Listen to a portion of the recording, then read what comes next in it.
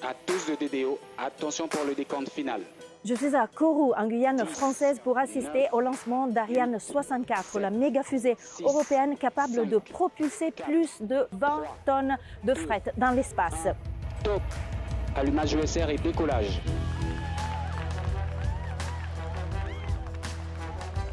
C'est un moment historique, l'aboutissement de près d'une décennie de développement industriel européen.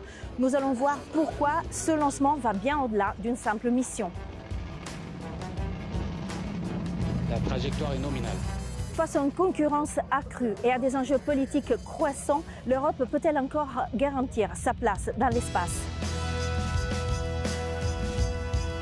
Cet épisode de Made in Europe, le premier reportage d'une série spéciale en 2 parties consacrée à la conquête spatiale européenne. La trajectoire est calme, les paramètres à bord sont nominaux.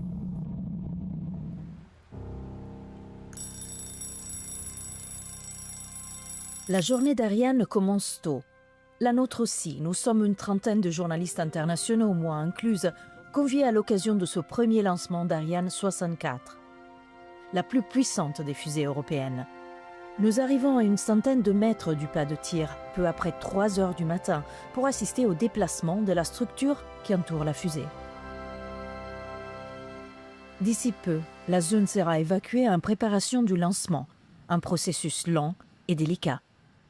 We start preparing the lines and the tanks by cooling them down and putting them in the good pressure and keeping the temperature and the pressure is going to be the key task while we then fill up the liquid oxygen and the liquid hydrogen. Ariane s'élance dans le ciel du centre spatial guyanais. L'Europe est partie de loin pour arriver à ce lancement. La famille de fusées européennes Ariane voit le jour en 1979 avec Ariane 1. Depuis, ce projet n'a pas arrêté d'évoluer. Le développement d'Ariane 6 débute en 2014. En Europe, vous avez 13 000 personnes, 13 pays qui travaillent rien que sur la partie lanceur. Et c'est 600 entreprises européennes qui fournissent les différents éléments de ce lanceur. Et Ariane Group, en tant que maître d'œuvre, on est concepteur. On a fait tout ce qu'on pouvait pour préparer que les choses se passent bien. Il nous reste toujours une petite dose d'incertitude. Et c'est ça qui nous fait vibrer à chaque fois dans le monde des lanceurs. Ces sujets-là, on vit pour ça. Dès le petit matin, nous suivons pas à pas les opérations millimétrées qui précèdent le lancement. Et voici Ariane 64, le fleuron de la technologie spatiale européenne, avec ses 62 mètres de haut et ses 4 propulseurs. L'étage principal est équipé de 2 réservoirs qui alimentent le moteur principal franco-allemand.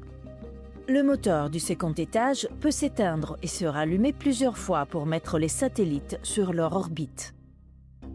Les 4 propulseurs d'appoint donnent un surplus de puissance au décollage. Tout en haut se positionnent les passagers de cette mission, 32 satellites de la constellation Amazon Leo, le projet d'Internet spatial du milliardaire américain Jeff Bezos.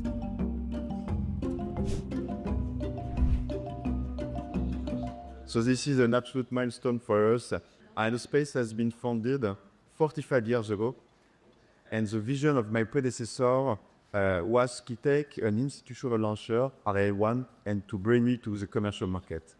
Pari tenu. Après des années d'attente, Arianespace décroche avec Amazon son plus gros contrat privé, 18 lancements.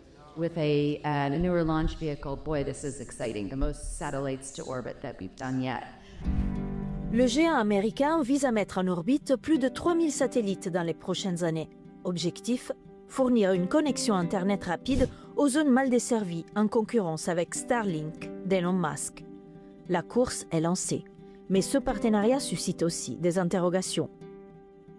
Dans un contexte de tensions géopolitiques, la dépendance d'Arianespace au contrat américain ne constitue-t-elle pas un risque stratégique pour l'Europe?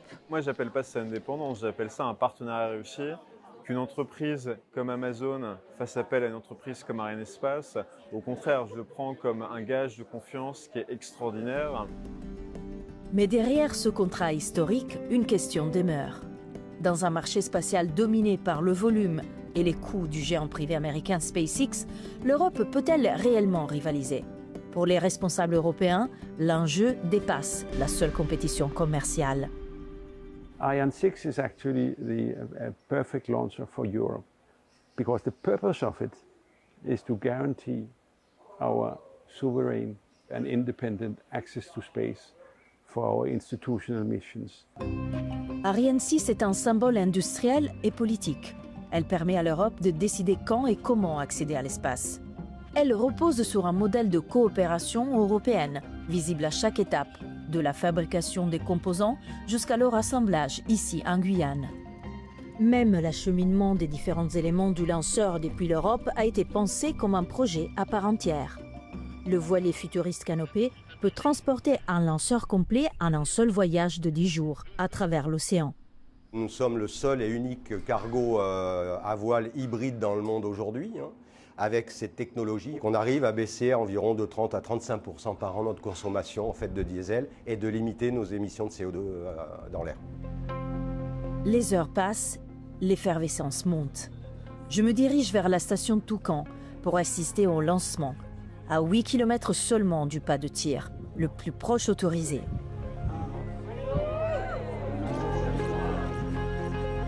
Le lancement est un succès. Dans les premières minutes, on assiste au détachement des boosters, puis, ici dans l'image, du premier étage de la fusée, et ensuite de l'enveloppe protectrice des satellites, qui finira par se consumer dans l'atmosphère. Enfin, les satellites sont placés avec grande précision sur leur orbite. L'ensemble du processus durera environ 2 heures. Il y a le sentiment d'avoir franchi un cap. Il y a encore du travail à réaliser pour arriver à notre pleine cadence, qui est de 9 à 10 par an. Mais évidemment, aujourd'hui, on a franchi une étape qui est majeure. Le lendemain du lancement, le calme est presque irréel.